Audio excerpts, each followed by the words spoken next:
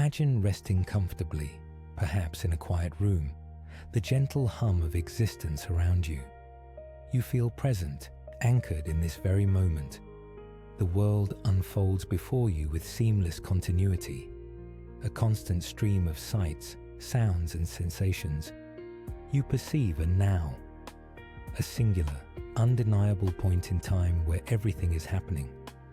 But what if this feeling of immediate presence, this clear perception of now, is one of the most elaborate and fundamental illusions your brain creates for you every second of your waking life? It's a profound thought, isn't it? The very fabric of our immediate reality, the present we inhabit, might not be a direct, unfiltered experience, but rather a meticulously crafted narrative, pieced together from fragments that arrived at different times. Our intuitive understanding suggests that when we see something, hear something, or feel something, it all happens simultaneously, right here, right now. We believe our senses are like perfect, instantaneous windows onto the world. Yet, the scientific evidence tells a far more intriguing story. It reveals that your brain doesn't perceive a singular now directly. Instead, it operates with a built-in delay, a subtle but significant lag between an event happening in the world and your conscious awareness of it. This isn't a flaw in our design, but a necessary and sophisticated mechanism, an architectural marvel that ensures our experience of reality is coherent and navigable. But if our senses are constantly sending information at slightly different speeds, how can we possibly experience a unified, smooth flow of time? Let's take a closer look at this fascinating discrepancy. Think about your senses. When light enters your eyes, it first hits the retina, where specialized cells convert light into electrical signals. These signals then travel along the optic nerve, a bundle of nerve fibers, deep into the brain, eventually reaching areas like the visual cortex at the back of your head. This entire journey, from the photon hitting your eye to the initial processing in your brain, takes time, a few tens of milliseconds, perhaps 20 to 50 milliseconds, depending on the complexity of the visual information. It's a fleeting duration, barely perceptible, but it's there. Now, consider the sense of touch. If you lightly tap your finger, pressure receptors in your skin are activated.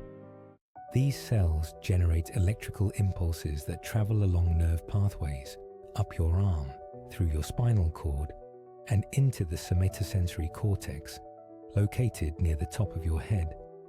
The speed of these nerve impulses varies greatly, ranging from very slow, unmyelinated fibers that carry dull pain signals at speeds as low as 0.5 meters per second, to highly insulated myelinated fibers that transmit sharp touch or proprioception, body position signals at speeds up to 120 meters per second.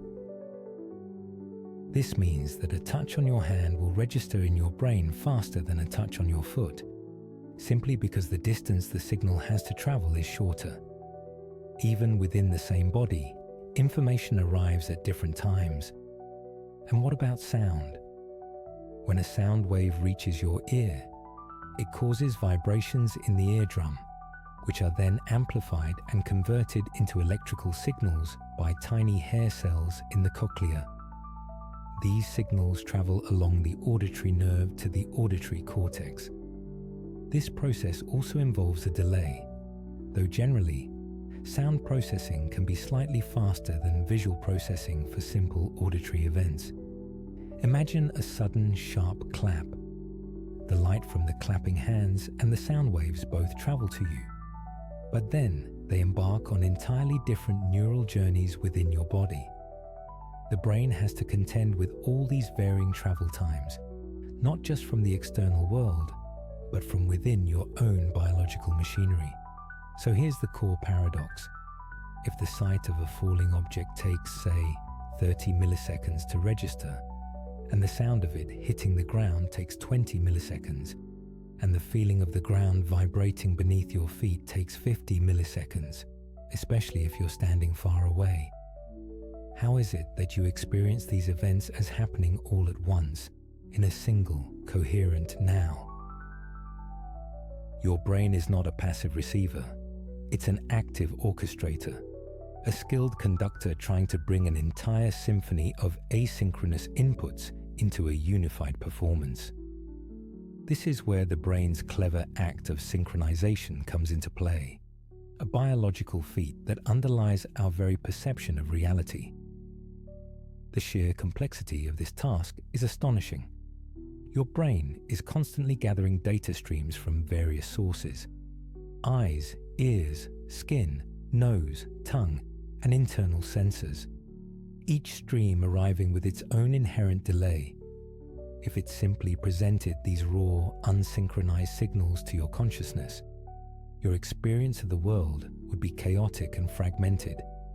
You might see a lightning flash before you hear the thunder, which is natural because light travels faster than sound in the air. But what if you saw a ball hit a wall, then felt the impact in your hand, and only then heard the sound? That would be disorienting, to say the least. Your brain works tirelessly to prevent such a jumble, to create a seamless, believable illusion of simultaneity.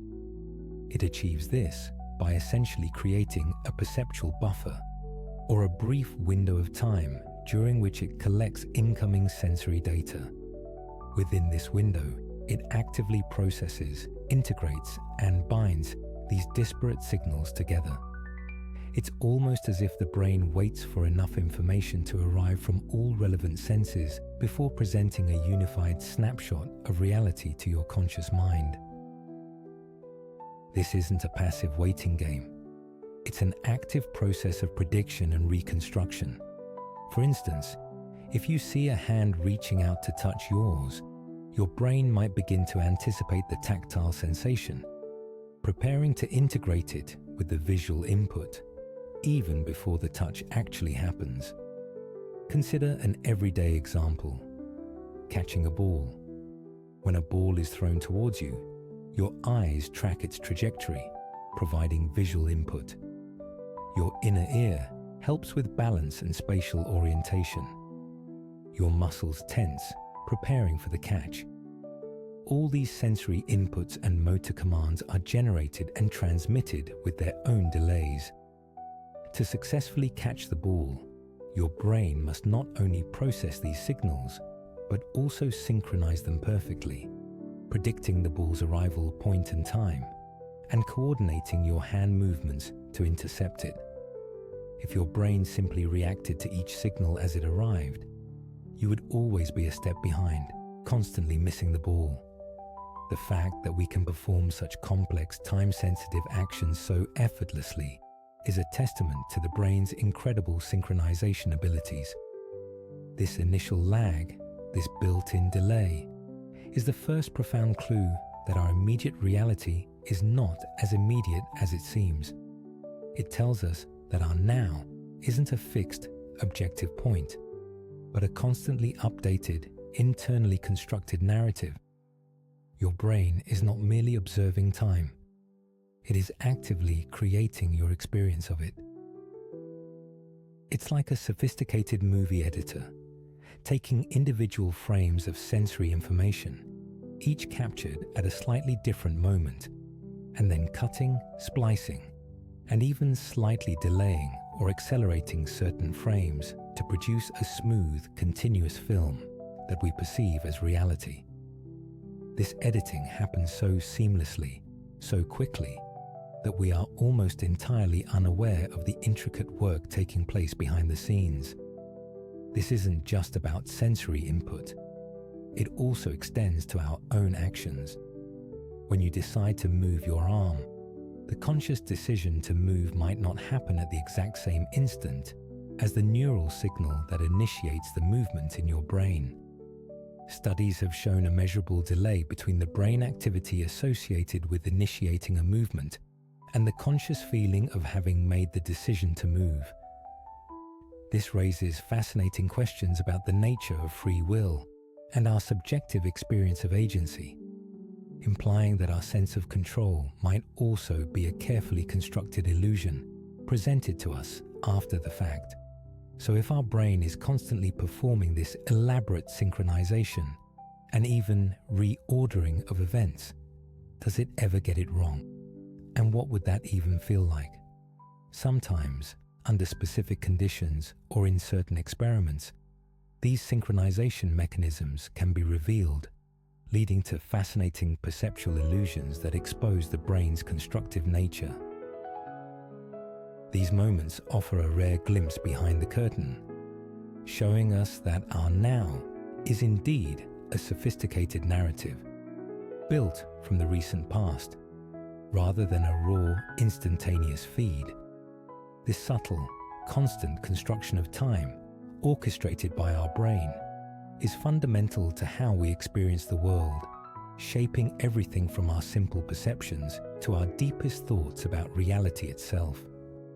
This understanding begins to unravel the very notion of a universal, objective present moment. If your brain is always a few milliseconds behind the actual events and actively stitching together different pieces of information that arrived at different times, then the now you experience is unique to you, a personalized, internal creation. It's a testament to the incredible power and complexity of the human brain, which, in its quest to make sense of a dynamic world, doesn't just perceive reality, but actively fabricates it. This initial deception, this clever trick of creating a seamless now out of disparate delays, is just the beginning of understanding how our brains truly shape our experience of time. The human brain, this incredible architect of our reality, faces a monumental challenge every second: how to transform a jumble of delayed, disparate sensory inputs into the smooth, continuous stream of experience we call now. It's not simply waiting for all the information to arrive and then presenting it. Rather, it's an active, ongoing process of construction, interpretation, and even revision. Imagine a grand orchestra, where each musician plays their part at a slightly different tempo. Yet the conductor, your brain, somehow blends these individual performances into a perfectly synchronized, harmonious melody. This is the intricate dance that unfolds within your skull, moment by moment. To create this coherent, seemingly instantaneous experience, the brain employs sophisticated neural processing mechanisms. It doesn't perceive a single, infinitely thin slice of time as now. Instead, it operates within what scientists call a perceptual moment, or the spacious present. This is a brief, rolling window of time, typically lasting a few tens to a few hundreds of milliseconds, within which the brain actively collects, integrates, and interprets all incoming sensory data as if it were happening simultaneously. It's like a tiny, internal buffer, constantly refreshing, allowing the brain just enough time to gather the necessary pieces of the puzzle before presenting a unified picture to your consciousness. But how does it manage to stitch together sights, sounds, and touches that arrive at different times into one seamless perception? The secret lies in specialized areas of the brain dedicated to multisensory integration. Regions like the parietal lobe, for instance, act as hub cities where information from different sensory modalities converges. Here, visual, auditory, and tactile signals, each carrying its own timestamp and content, are brought together. The brain doesn't just passively receive these inputs. It actively compares them, looks for correlations, and makes educated guesses about what belongs together. If you see a hand clap and hear a clap sound within a certain temporal window, your brain assumes they are part of the same event, even if one signal arrives slightly before the other. This active integration is crucial for building a stable and predictable model of the world around us. Consider a simple scenario. You hear a distant clap of thunder. You know that lightning must have struck, but you see the flash of light before the sound reaches you, because light travels significantly faster than sound in air. Your brain easily accounts for this, understanding that the visual and auditory events are linked, even with a temporal offset. But what happens when the delays are much smaller, on the order of milliseconds, and the brain has to actively align them? This is where the brain's remarkable capacity for post-diction comes into play. Post-diction is a fascinating concept, suggesting that our brain sometimes revises our perception of a past event based on information that arrives later. It's as if the brain, in its relentless pursuit of coherence, is willing to bend the rules of strict chronology. Instead of simply presenting events in the order they hit our sensory receptors, it might retroactively adjust the timing of an earlier event to make it fit better with a later one, creating a more logical and seamless narrative. It prioritizes a coherent story over strict, moment-by-moment accuracy. This isn't a deliberate deception. It's a clever evolutionary strategy to help us navigate a complex world. If our perception was always perfectly aligned with the raw, asynchronous sensory data, our experience would be far more fragmented and confusing. To truly understand this active construction and post-diction, let's explore some captivating cognitive illusions that expose the brain's sophisticated editing process. One of the most compelling is the flash lag effect. Imagine you are looking at a computer screen. On this screen, a small bright dot is moving steadily in a circular path. Now, at a precise moment, a second brief flash of light appears, perfectly aligned with the moving dot's actual position. Intuitively, you would expect to see the flash appear exactly where the moving dot is at that instant, wouldn't you? After all, they are physically coincident. However, in the flash lag effect, people consistently perceive the flashed object as lagging behind the moving object. The moving dot appears to be slightly ahead of the flash, even though objectively, they were in the same position when the flash occurred. This illusion reveals a profound insight into how our brain constructs now. Why would our brain make such an error in perception? It's not an error in the traditional sense, but rather a byproduct of the brain's attempt to create a smooth, predictive reality. Scientists have proposed a couple of explanations for this peculiar phenomenon, highlighting the ongoing debate and the complex nature of our temporal perception. One prominent theory suggests that the brain extrapolates the position of the moving object. Since the moving object has a consistent trajectory, the brain might predict its future location and effectively perceive it slightly ahead of its actual, instantaneous position. This is a useful survival mechanism. If you're trying to catch a ball or avoid a collision, predicting where an object will be in the next fraction of a second is more beneficial than simply knowing where it is right now. Another compelling explanation leans heavily on the concept of post-diction and differential latency. This theory posits that the brain takes slightly longer to process the sudden appearance of the static flash compared to the ongoing motion of the moving object. By the time the brain fully processes the flash, it has already received more updated information about the moving object's position. To maintain coherence, the brain retroactively adjusts the perceived timing of the flash, essentially shifting it backward in time relative to the moving object's perceived position. It's as if the brain waits a moment to gather more information, and then presents a unified picture that incorporates the future state of the moving object, making the static flash appear to lag. This means that the now you experience isn't just delayed, it's actively edited. the brain doesn't just present raw data. It presents a story that makes the most sense, even if it means altering the perceived timeline of events. It's not a passive camera recording reality, but an active filmmaker constantly cutting, splicing, and even slightly resequencing the footage to create a seamless narrative. This sophisticated editing happens without your conscious awareness, ensuring that your experience of the world feels stable and predictable, rather than a chaotic stream of unsynchronized signals. Think about the implications of this. If your brain is constantly predicting and even post-dicting events, then your conscious experience of the present moment is always, to some extent, a carefully constructed illusion. It's a simulated now, designed for optimal interaction with the world. This active fabrication of reality is not a bug. It's a fundamental feature of our cognitive architecture.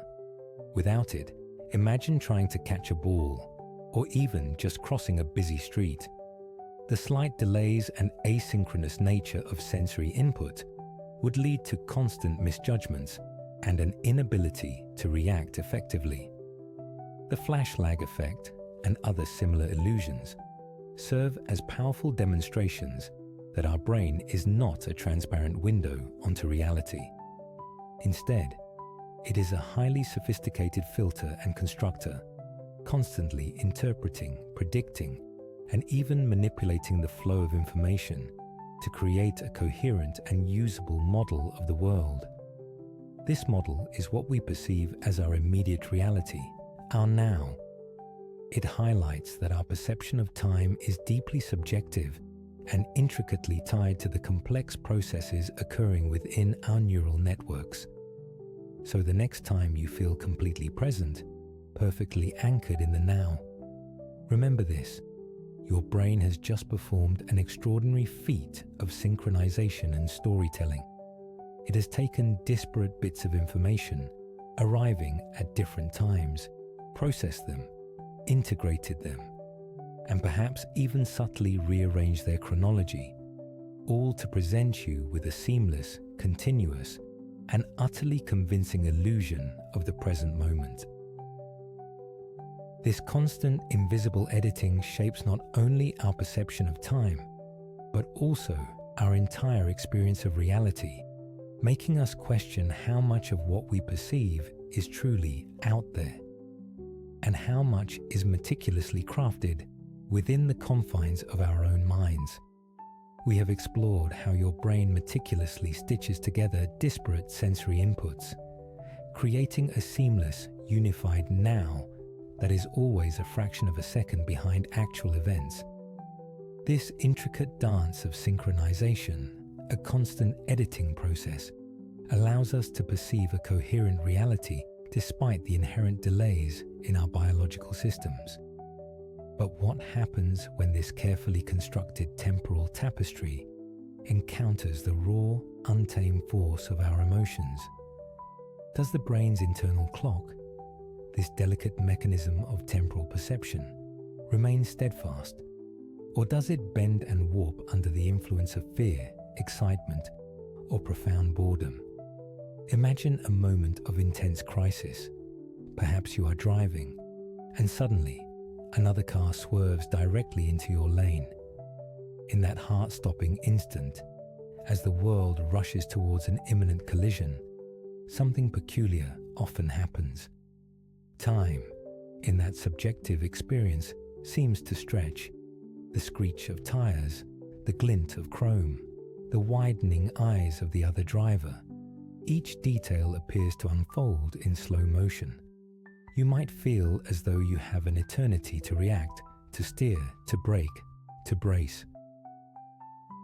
Then, just as swiftly as it began, the moment passes, the danger is averted, and time snaps back to its normal, relentless pace. What just happened? Did the universe genuinely slow down for you? Or did your brain simply play a remarkable trick? This phenomenon, where time seems to dilate during high stress or emotionally charged situations, is a common and fascinating aspect of human experience. It's not just during near-death experiences.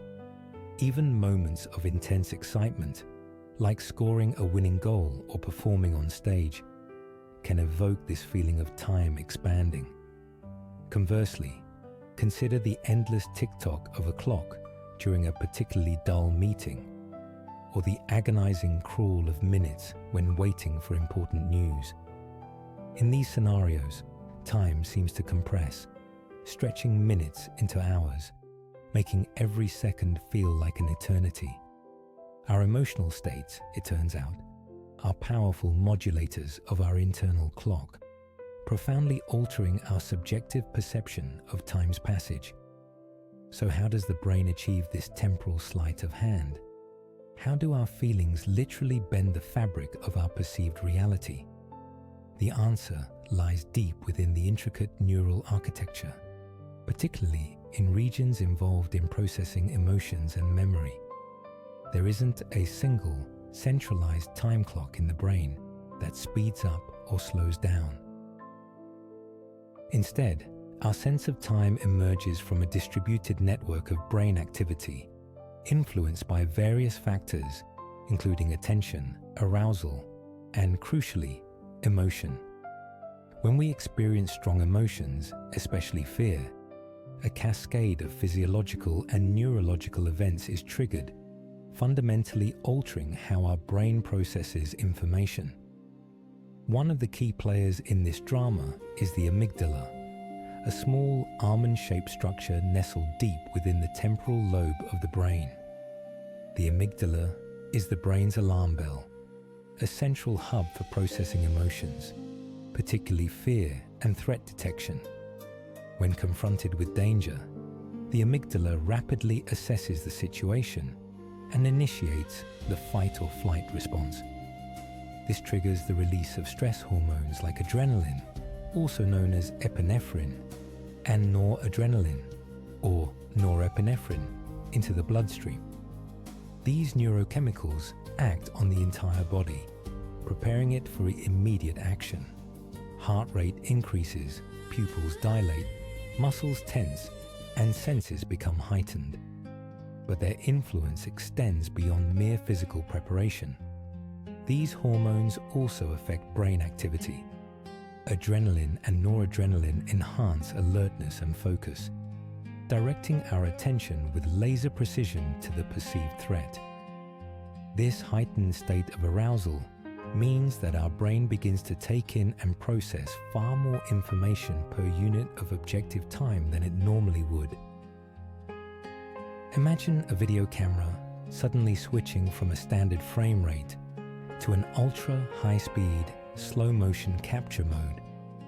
While the actual event unfolds at the same speed, the camera is recording many more individual frames. Similarly, during moments of intense fear, our brain effectively records more perceptual data, more details, and more discrete moments. This surge of information, this increase in the density of our conscious experience, is a primary reason why time feels like it's slowing down. Because we are encoding so much more detail into our memory for each passing second, when we later recall the event, it feels like a much longer duration than it objectively was. It's not that the physical seconds themselves expand, but rather that our brain packs more subjective content into each of those seconds. We gain a rich, detailed, almost frame-by-frame memory of the event, which creates the illusion that the event itself lasted longer. Another crucial brain region involved is the hippocampus, located adjacent to the amygdala. The hippocampus is vital for memory formation, particularly for turning short-term experiences into long-term recollections.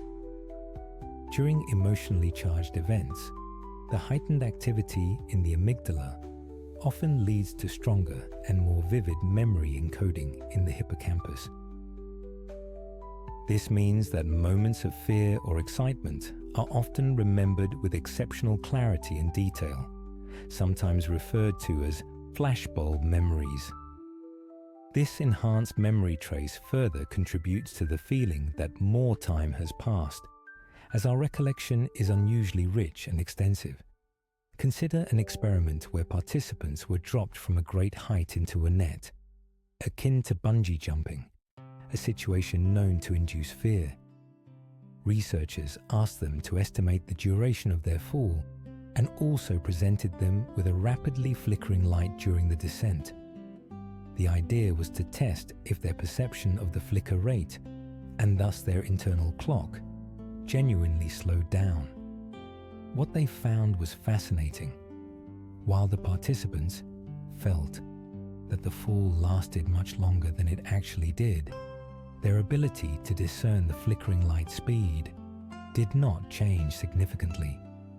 This suggests that the perception of time slowing down is primarily a retrospective judgment influenced by the richness of memory encoding, rather than a real-time alteration of the brain's fundamental processing speed.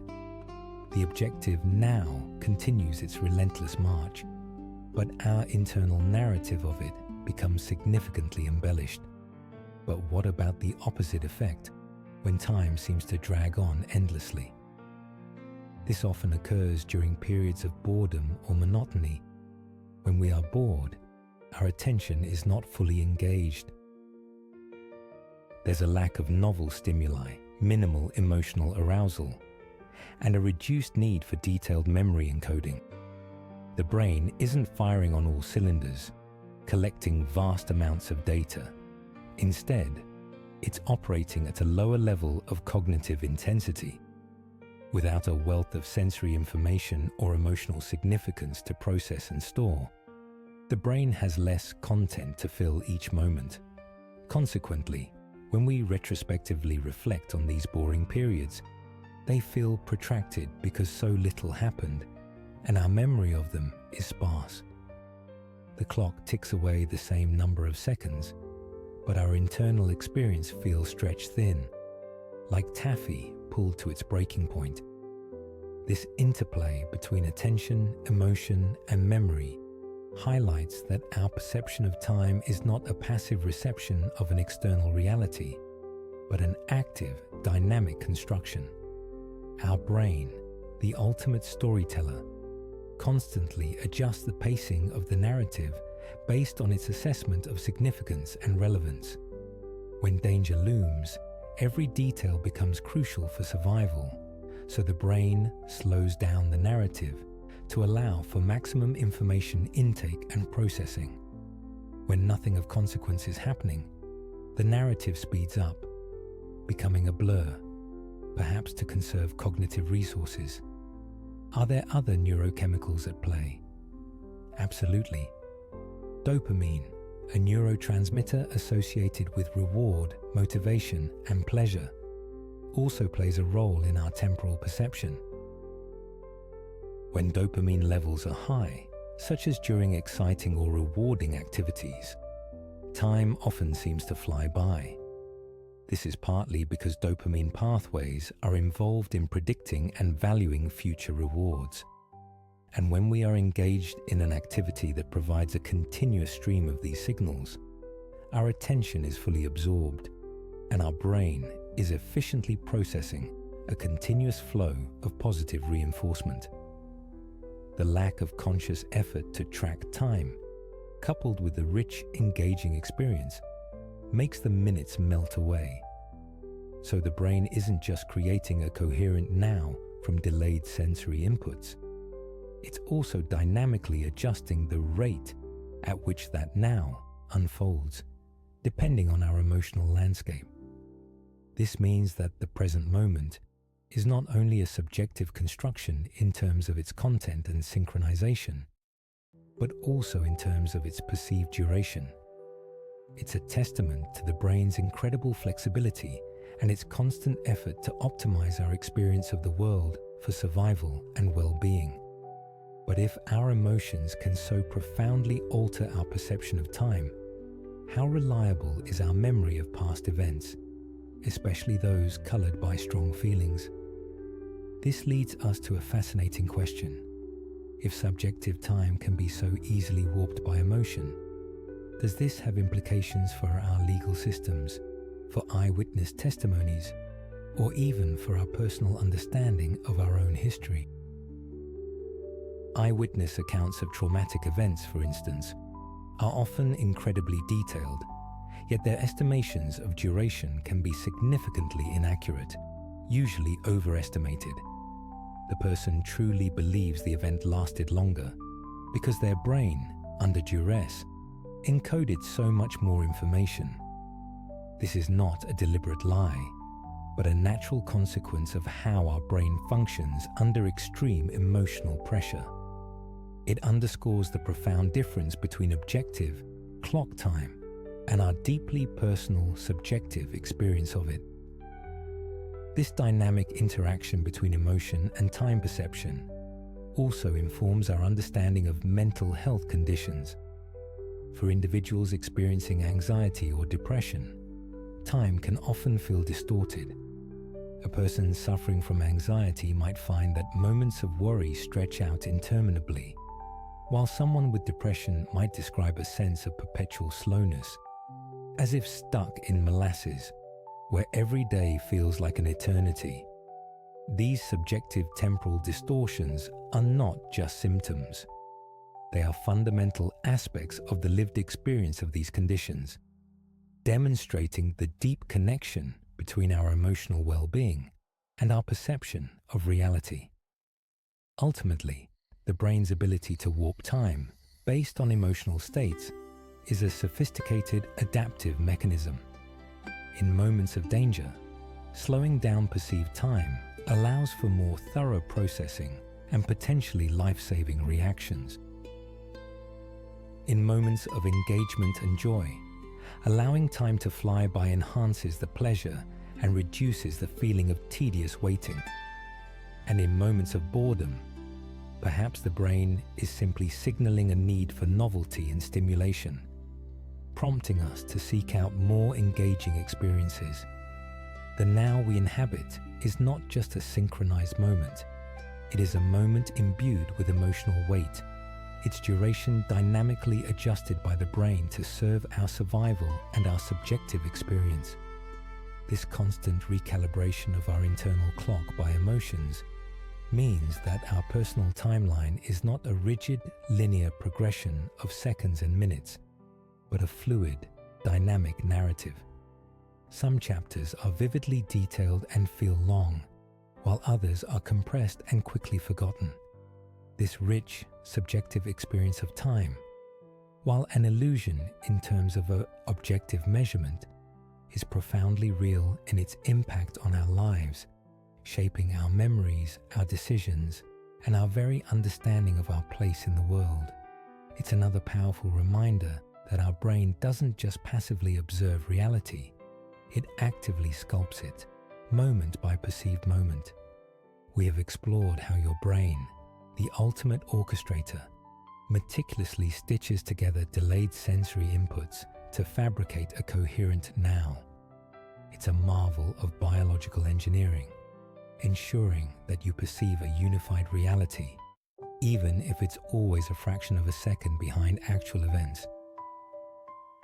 But if this now is constantly being constructed, a fleeting snapshot in time, how do we experience a continuous, unbroken flow? How do we connect one constructed now to the next, creating the rich tapestry of our lives? The answer lies in another astonishing capacity of your brain: memory. Without memory, each moment would be an isolated island, completely disconnected from what came before or what is yet to come. It would be a perpetual present, an endless series of novel, unrelated experiences, devoid of context or personal history. Imagine waking up every few seconds with no recollection of the preceding moments. How disorienting would that be? Memory is the silent architect that bridges these gaps, transforming discrete perceptual moments into a flowing narrative. It is the sophisticated stitching machine that weaves together the individual threads of our experience into a continuous fabric we call time. It allows us to feel that our past leads directly to our present, and that our present is a foundation for our future. But memory is not a single, monolithic entity. It is a complex collection of systems, each contributing in its own unique way to our temporal awareness. Let's take a closer look at these different forms of memory and how they conspire to create the illusion of continuity. At the most immediate level, your brain relies on what scientists call a sensory memory. This is the shortest lived form of memory, capable of holding raw sensory information for mere fractions of a second, typically less than 1 second. Think of it as a fleeting buffer, a brief echo chamber for your senses. When you glance at a scene, your iconic memory captures a detailed visual image for perhaps 250 to 500 milliseconds. If you hear a sound, your echoic memory holds the auditory impression for up to 2 to 4 seconds. These ultra-short-term memories are vital for smoothing out the very quick, minuscule delays in sensory processing that we discussed earlier. They allow your brain to briefly hold a visual input while the auditory input catches up, or vice versa, ensuring that the processed now feels truly simultaneous. Without this immediate sensory buffer, the world might appear to flicker or stutter, much like a poorly rendered video game. It's the brain's first line of defense against a fragmented reality, ensuring that the transition from one constructed now to the next is imperceptibly smooth. Moving slightly beyond these instantaneous sensory echoes, we encounter Haichu short-term memory, often referred to as Lao working memory. This system is like your brain's temporary workbench. It holds a small amount of information, typically around 5 to 9 distinct items, for a slightly longer duration, usually about 15 to 30 seconds, unless you actively rehearse or focus on that information. Working memory is crucial for navigating the immediate present. When you are listening to a sentence, working memory holds the beginning of the sentence in your mind, while you process the middle and end, allowing you to understand the complete thought.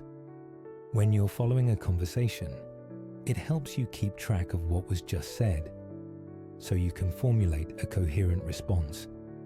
It's the reason you can remember a phone number long enough to dial it, or follow a short series of instructions. This constant, active maintenance of the very recent past is what provides the immediate context for your ongoing experience. It's the continuous thread that connects the present moment to the moments that just unfolded, preventing your perception from being a series of isolated, unconnected flashes. How would you make sense of anything if you instantly forgot what was just said or seen? But the true magic of continuity, the deep, abiding sense that our lives unfold along a personal timeline, comes from long-term memory.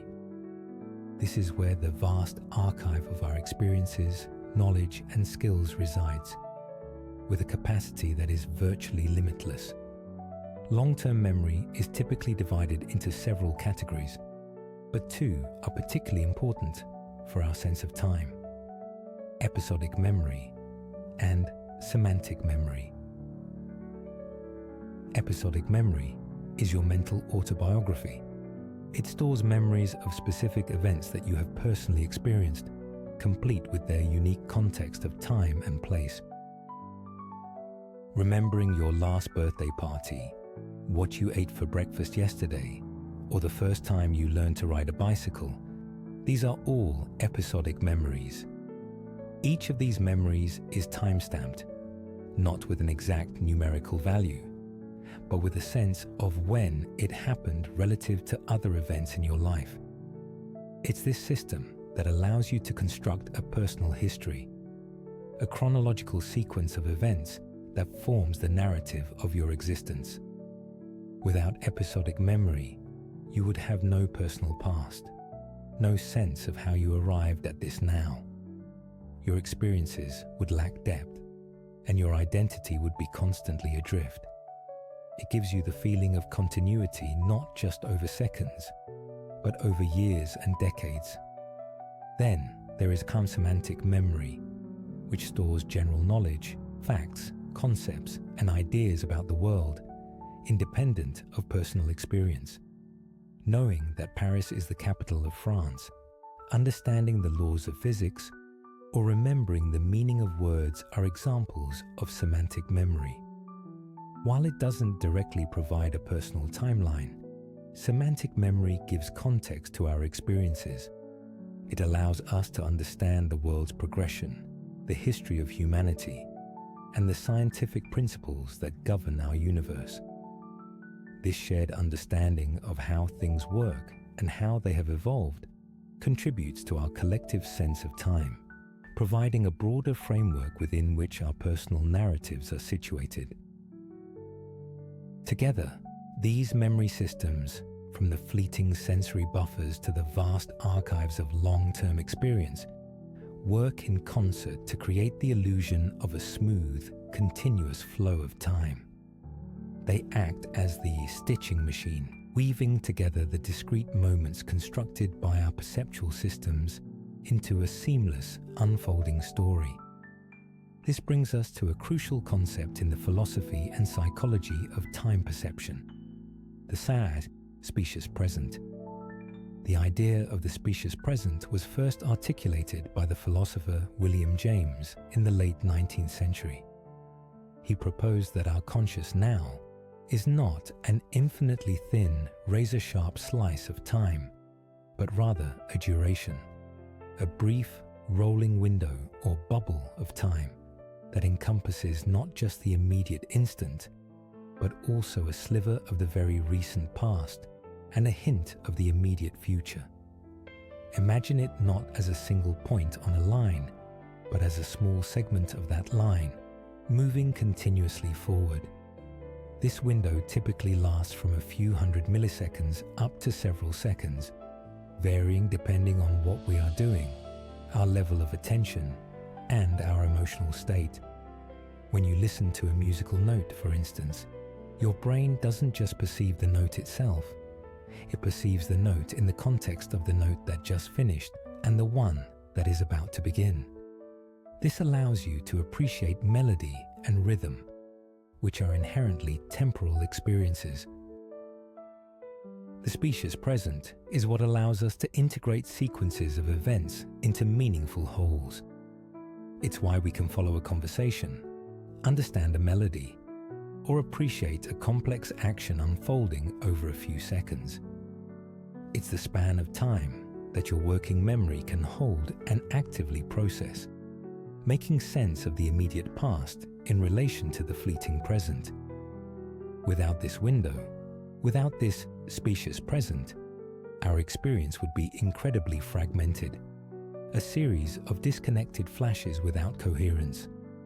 It is the active perception of this brief duration that gives us the feeling of flow, of one moment gently dissolving into the next. But there's another fascinating and perhaps unsettling aspect to memory's role in time: its reconstructive nature.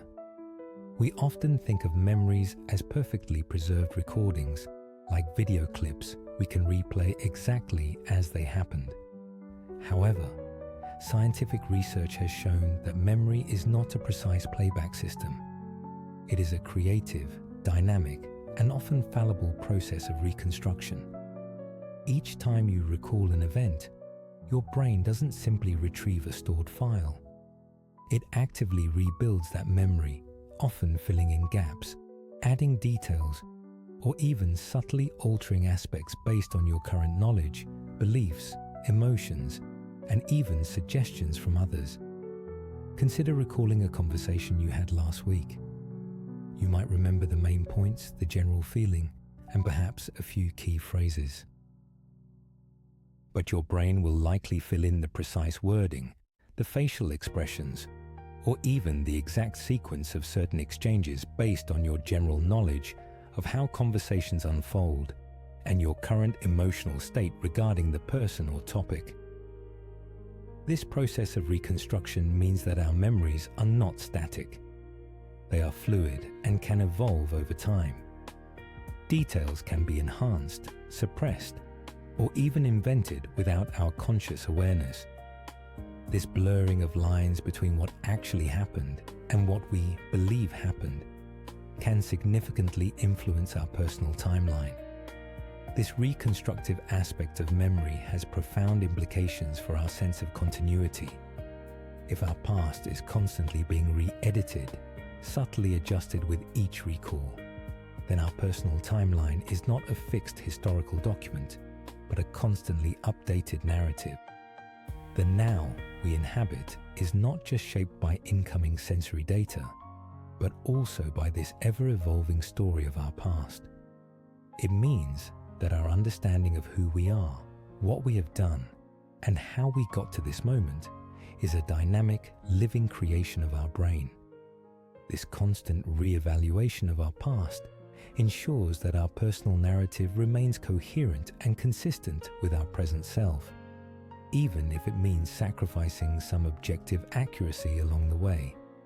Have you ever found yourself certain of a detail from your past, only to be corrected by someone else who witnessed the same event?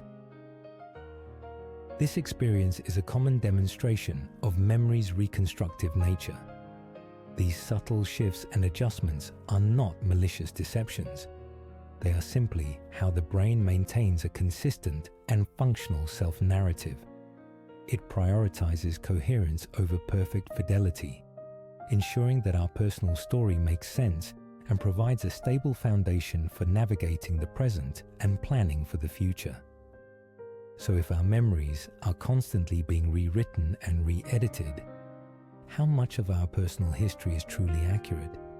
And how does that affect our sense of who we are right now?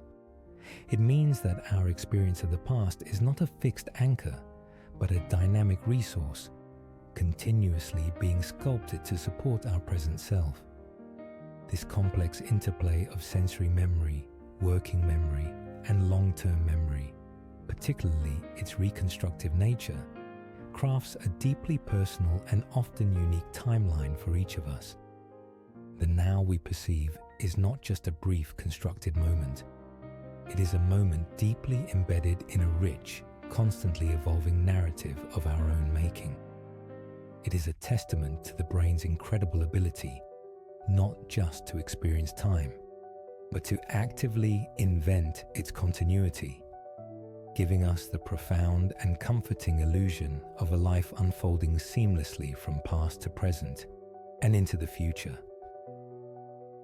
This continuous narrative, however, is a delicate construction, susceptible to the powerful influence of our emotions, which can stretch and compress our perception of time in truly remarkable ways.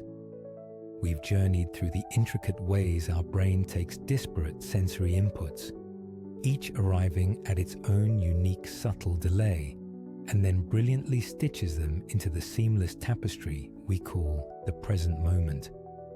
We've seen how emotions can stretch and compress this perceived flow, and how memory crafts a continuous narrative out of discrete experiences. But what if this now, this singular, immediate point in time we so readily accept as objective truth, is not just an illusion of synchronicity, but something far more profound, a constantly evolving story, a prediction rather than a direct observation, built entirely from the recent past? If our experience of the present is always a step behind reality, and our brain actively creates this perception, does a true, objective now even exist within our subjective world? This question lies at the heart of one of neuroscience's great debates. The scientific community, particularly in fields like cognitive neuroscience and psychology, increasingly converges on the understanding that the now we perceive is not an infinitely thin objective slice of time, universally accessible and unchanging. Instead, it is best described as a perceptual moment, or the spacious present, a dynamic, rolling window of time that our brain constantly updates and constructs. This isn't merely a philosophical musing. It is a view supported by a growing body of empirical evidence gathered through meticulous experiments and advanced brain imaging techniques. Consider the groundbreaking work that began to challenge our intuitive sense of immediate action and decision. In the 1980s, pioneering experiments by neuroscientist Benjamin Libet offered a profound and unsettling insight into the timing of conscious will. Participants in his studies were asked to perform a simple voluntary action, such as flicking their wrist whenever they felt the urge, while simultaneously observing a rapidly moving clock hand to pinpoint the exact moment they decided to move. What the electroencephalogram, or EEG, recordings revealed was astonishing.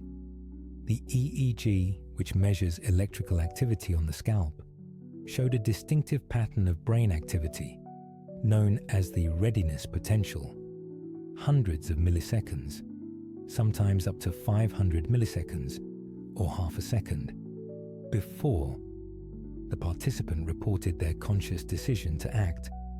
This readiness potential, a slow, negative shift in electrical activity, appeared to be the brain unconsciously preparing for the action. This implied that the brain had already initiated the action before the individual was even consciously aware of making the choice.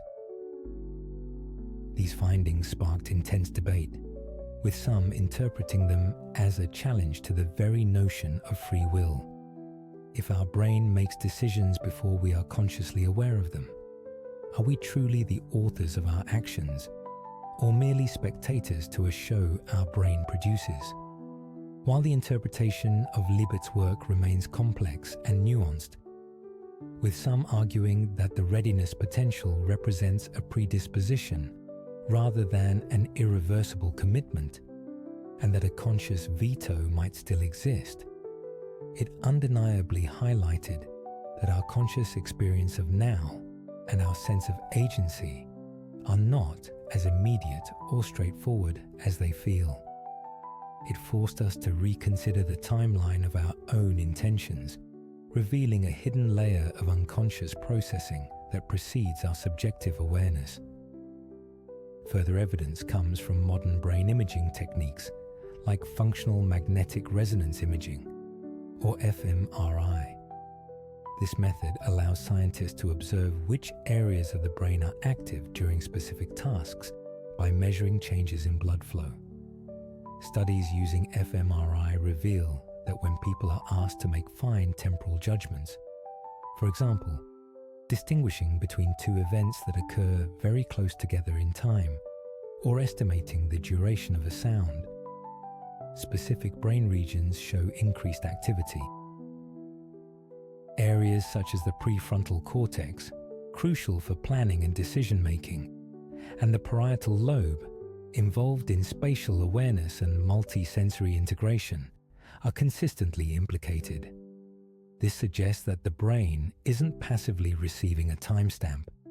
Rather, it's actively working, allocating neural resources and coordinating various processes to construct its best estimate of temporal order and duration.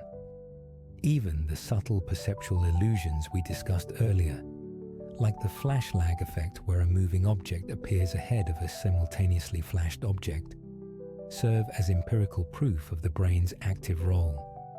These are not failures of perception, but rather demonstrations of the brain's sophisticated strategies for creating a coherent reality. It's as if the brain, anticipating the future position of the moving object, presents it to consciousness slightly ahead of its actual objective location, prioritizing a useful, predictive model of the world over strict, instantaneous accuracy. If our brain is constantly editing our reality, even before we consciously perceive it, how much of our present moment is truly happening, and how much is a sophisticated prediction? To understand how the brain performs this incredible feat, scientists have developed various models of temporal perception. One foundational concept is the HAMEM, internal clock model, often described as a pacemaker accumulator system. Imagine a biological pacemaker within the brain that generates regular rhythmic pulses, much like a metronome. Another neural mechanism, the accumulator, then counts these pulses. The more pulses accumulated, the longer the perceived duration of an event. This model elegantly explains why our subjective experience of time can warp so dramatically. When we are highly aroused, focused, or emotionally engaged, perhaps due to the release of neurochemicals like adrenaline, as we explored earlier, the pacemaker might speed up, generating more pulses in a given objective time. This leads to a denser accumulation of time units, creating the retrospective feeling that time has slowed down or that we processed more information. Conversely, during periods of boredom or low arousal, the pacemaker might slow, leading to fewer accumulated pulses and the subjective sensation that time is dragging interminably. More contemporary and complex models, such as oscillation-based models, propose that time perception isn't governed by a single centralized clock. Instead, it emerges from the synchronized firing of neural oscillations or brain waves across different brain regions. Think of these oscillations as different instruments in an orchestra, each playing at its own tempo. Alpha waves at around 8 to 12 Hz, theta waves at 4 per 8 Hz, and faster gamma waves at 30 and 80 Hz. Different frequencies of these oscillations might correspond to different temporal windows or resolutions. For instance, rapid gamma oscillations could be crucial for binding disparate sensory features into a coherent percept within tens of milliseconds, forming the very foundation of our perceptual moment. The brain might use these varying rhythmic patterns to organize and sequence information, creating our sense of temporal order and duration through the intricate interplay of these neural rhythms. Perhaps one of the most powerful and widely accepted frameworks for understanding the brain's construction of reality is predictive coding, or the Bayesian brain hypothesis. This sophisticated model posits that the brain is fundamentally a prediction machine. It constantly generates hypotheses and predictions about the world based on its vast reservoir of past experiences and learned probabilities. When sensory data finally arrives, delayed, noisy, and incomplete as it often is, the brain doesn't just passively receive it. Instead, it compares this incoming data to its predictions. Our perception of the now is not a passive reception, but the brain's best guess about the current state of reality, updated moment by moment. If the incoming sensory information aligns with the prediction, the brain expends less energy, effectively confirming its internal model. If there's a prediction error, a mismatch between what was expected and what actually arrived, the brain quickly updates its internal model, refining its understanding of the world. This means our now is always slightly ahead of the actual sensory input, a projection of what the brain expects to be happening, constantly refined by what actually arrives. Our subjective experience, then, is less about immediate sensation and more about anticipation and the continuous updating of an internal model. If our brain is constantly predicting our reality, essentially creating a best guess of the present, does this mean our subjective experience is more about anticipation than actual immediate sensation? This model inherently positions our now as a narrative built from the past, constantly adjusting its story to fit new, albeit delayed, information. It's a continuous, dynamic process of hypothesis generation and refinement. perpetually creating a coherent and functional experience of the present. The implications of this understanding are profound, extending far beyond the realm of neuroscience and into deep philosophical questions about our very existence. The most widely debated implication concerns free will. If unconscious brain activity precedes our conscious decision to act, as Leibott's and subsequent experiments suggest, then how truly free are our choices? Does it mean our conscious mind is merely a spectator, observing decisions already made by the underlying neural machinery? While this doesn't necessarily abolish free will entirely, perhaps our conscious mind retains a veto power or the capacity to rationally override initial impulses. It profoundly challenges our intuitive sense of agency. It suggests a more complex, layered relationship between conscious intent and the unconscious processes that form the bedrock of our mental life. Our feeling that "I decided now" might itself be a post hoc construction, a story our brain tells us to maintain a sense of control and coherence. Furthermore, this perspective reshapes our understanding of the shared nature of reality and subjectivity. If our now is a constructed narrative, always a step behind objective events, and actively woven from delayed and predicted elements, then what does that say about an objective, universal now? It reinforces the idea that each individual's experience of reality is fundamentally subjective. We don't perceive the world as it is in an objective, instantaneous sense, but as our brain constructs it to be, based on its own unique processing speeds, biases, and predictive models. This doesn't negate the existence of an objective reality, but it highlights that our access to it is always mediated, interpreted, and filtered through the lens of our personal brain. Our brain acts as a masterful editor and storyteller, shaping the raw sensory data into a coherent, useful narrative that is essential for survival and interaction. Ultimately, if there is no singular, objective now in neuroscience, only a continuously updated narrative built from the recent past, then consciousness itself can be seen as this ongoing story. It is the brain's internal monologue, its continuous interpretation and integration of sensory inputs, memories, and predictions, all woven into a coherent, flowing stream of experience.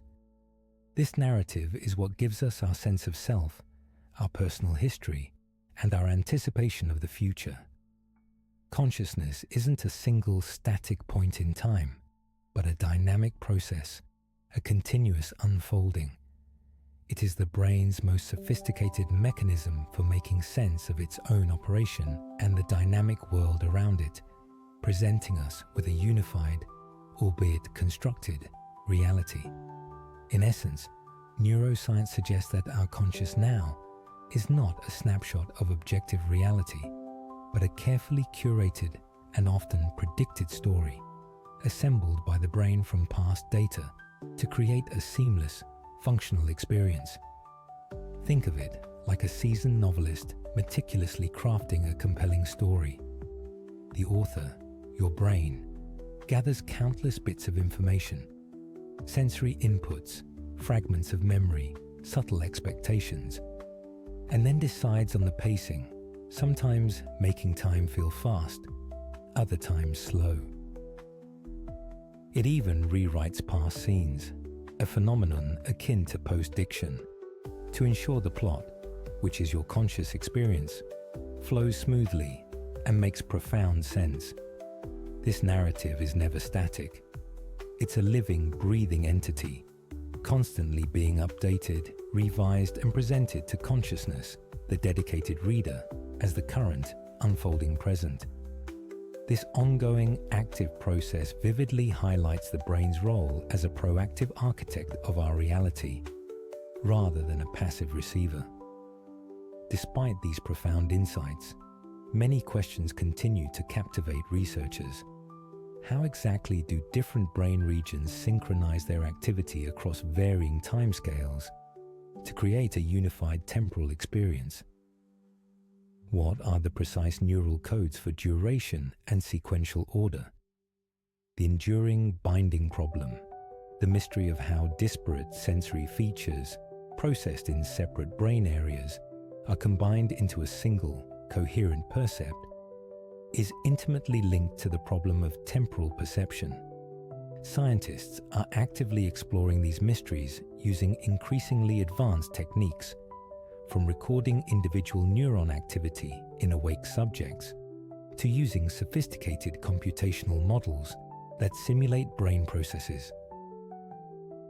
The philosophical debate over free will, ignited by these scientific findings, continues to evolve in both scientific and philosophical circles, reminding us that the brain's illusions are not just fascinating curiosities, but deeply challenge and enrich our understanding of ourselves and our place in the world.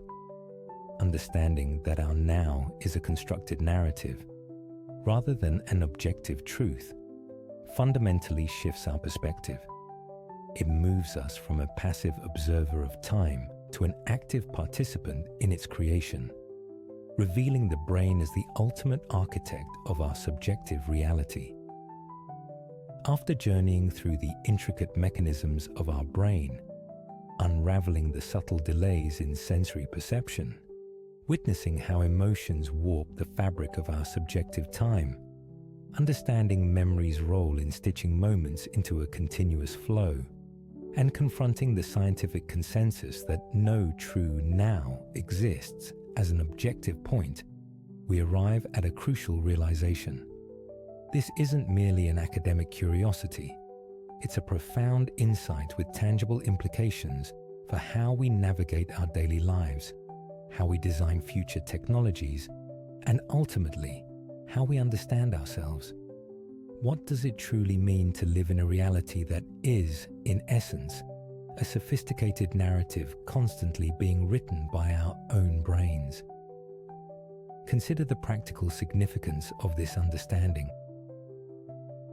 Our brain, the architect of our perceived now, is constantly working to present us with a coherent, usable reality. This knowledge can fundamentally shift how we approach everything from instantaneous decisions to long-term personal growth.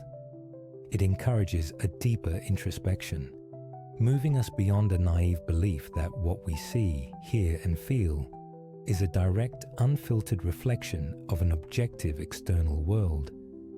Instead, we learn to appreciate the intricate filter and creative editor that is our own consciousness. Let's first examine decision-making. We often pride ourselves on our ability to make quick, informed choices, especially in high-stakes situations. But if our conscious now is always a fraction of a second behind reality, and if our brain has already initiated actions before we're consciously aware of the decision, how does this affect our sense of agency? This awareness can lead to a more nuanced understanding of our choices.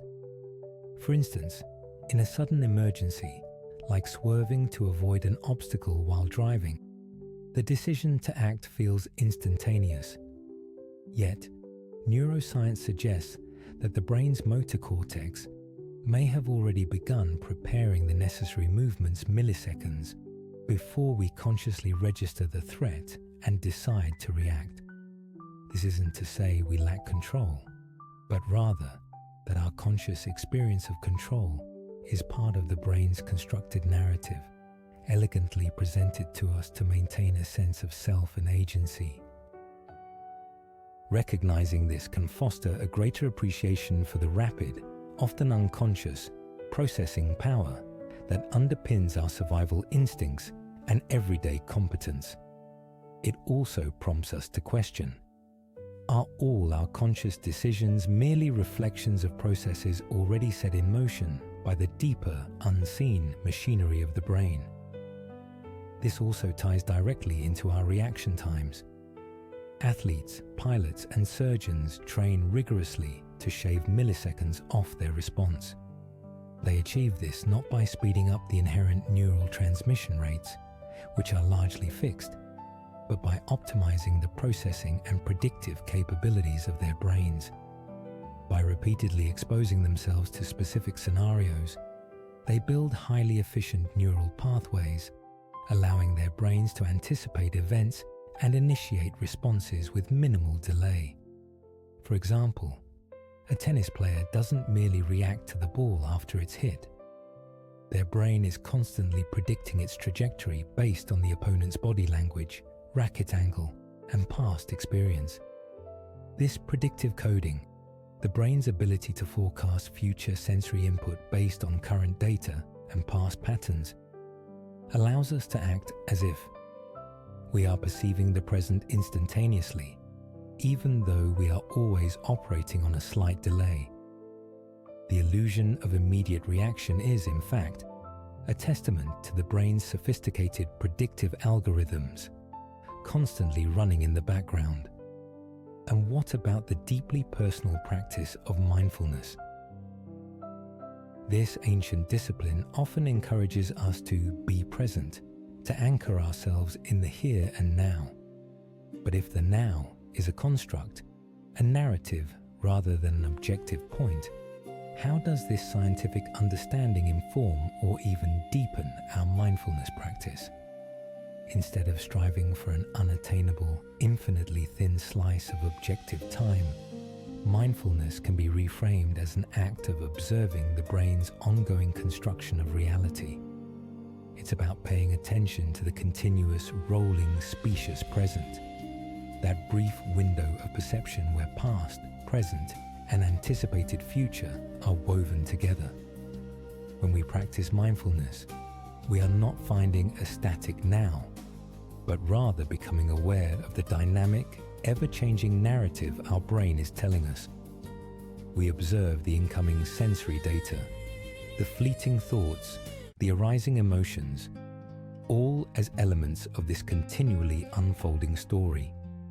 This shifts the focus from achieving a perfect, static presence to a rich, dynamic engagement with the process of perception itself.